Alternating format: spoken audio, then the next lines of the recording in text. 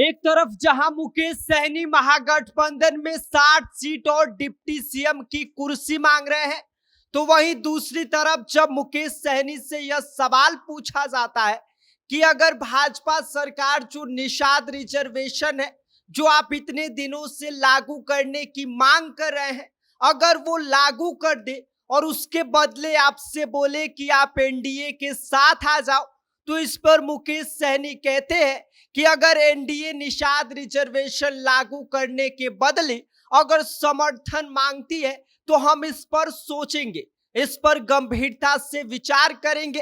क्या है पूरी खबर, सब कुछ आगे हम आपको विस्तार से बताएंगे, लेकिन उससे पहले मेरा परिचय जान लीजिए। मेरा नाम विष्णु है और आप देख रहे हैं Janta junction. VIP chief Mukesh Sahani ने ऐसा बयान दे दिया है जिसने बिहार की सियासी जमीन को हिलाकर रख दिया है। एक तरफ मुकेश सहनी जहां महागठबंधन से 60 सीट और डिप्टी सीएम की कुर्सी मांग रहे हैं, तो वहीं दूसरी तरफ जब एनडीए की ओर झुकाव के भी अब उनके संकेत खुलकर सामने आने लगे हैं। ऐसे में बड़ा सवाल ये उठ रहा है कि क्या मुकेश सहनी महागठबंधन छोड़कर एनडीए में वापसी की तैयारी कर रहे हैं। यह सवाल इसलिए क्योंकि जब मुकेश सहनी से यह सवाल पूछा जाता है कि अगर भाजपा सरकार निषाद आरक्षण लागू कर देती है और उसके बदले आपसे समर्थन मांगती है, तो क्या आप उनके साथ आ जाएंगे। तो इस पर मुकेश सहनी कहते हैं कि अगर वे रिजर्वेशन के बदले यह कहे कि आप हमारे साथ आ जाइए तो हम इस पर विचार करेंगे। अगर मोदी जी निषाद आरक्षण लागू कर देते हैं तो मैं उनके लिए प्राण तक देने को तैयार हूं। ऐसे में अगर वो कहे कि रिजर्वेशन के बदले आप हमारे साथ आ जाइए तो हम इस पर गंभीरता से विचार करेंगे। यानी कि संदेश स्पष्ट है कि मुकेश सहनी के लिए दरवाजा अब पूरी तरह बंद नहीं है। इतना ही नहीं, अगर बीजेपी प्रस्ताव लाकर यह कहे कि आरक्षण के बदले पार्टी में विलय कर ले या गठबंधन में शामिल हो जाए, तो इस पर मुकेश सहनी का सीधा कहना है कि हम उस चीज को सीधा डिनाई नहीं करेंगे, उस पर हम गंभीरता से विचार करेंगे, उस पर हम गंभीरता से सोचेंगे, फिर कोई निर्णय लेंगे। यह हमारी पार्टी और नेतृत्व के लिए महत्वपूर्ण निर्णय होगा। इस पर राजनीति का पूरा खेल समझिए।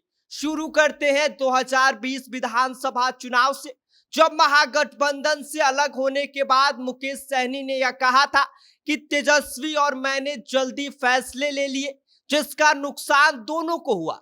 अगर तेजस्वी यादव गलत फैसले नहीं लेते तो आज वे बिहार के मुख्यमंत्री और मैं डिप्टी सीएम होता।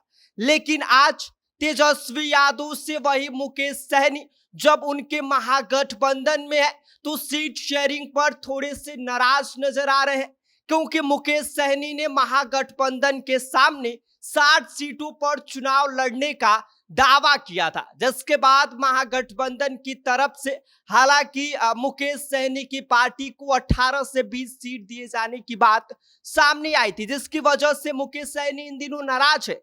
इसके साथ ही मुकेश सहनी का यह भी दावा है कि बिहार की आबादी में निषाद समाज का लगभग 12% वोट है। 22 अलग अलग नामों से पहचाने जाने वाला यह समाज कभी लालू यादव के साथ गया था, कभी एनडीए के साथ गया था, और अब मुकेश सहनी का यह दावा है कि यह पूरा समाज वीआईपी पार्टी के साथ खड़ा है। मुकेश सहनी का सीधा दावा है 12% वोट मतलब सरकार बनने की गारंटी। इस आधार पर हमारी पार्टी को कम से कम 25% सीटें मिलनी चाहिए। इसीलिए हमने तय किया है कि वीआईपी 60 सीटों पर चुनाव लड़ेगी। ऐसे में अब सवाल यही है कि क्या मुकेश सहनी सचमुच महागठबंधन में रहकर 60 सीटों और डिप्टी सीएम की कुर्सी पाएंगे, या फिर निषाद आरक्षण के नाम पर एनडीए में वापसी का रास्ता अपनाएंगे, क्योंकि सियासत में कुछ भी नामुमकिन नहीं है। और यही मुकेश सहनी के ताजा बयान है। ऐसे में दरवाजा खुला है, लेकिन यह दरवाजे की तरफ कौन से दरवाजे की तरफ मुकेश सहनी मुड़ेंगे यह तो चुनावी मौसम ही तय करेगा। बाकी इस पूरी खबर को लेकर आप क्या सोचते हैं, आपकी क्या राय है, आप हमें कमेंट कर सकते हैं। आप देख रहे हैं जनता जंक्शन, मेरा नाम विष्णु है।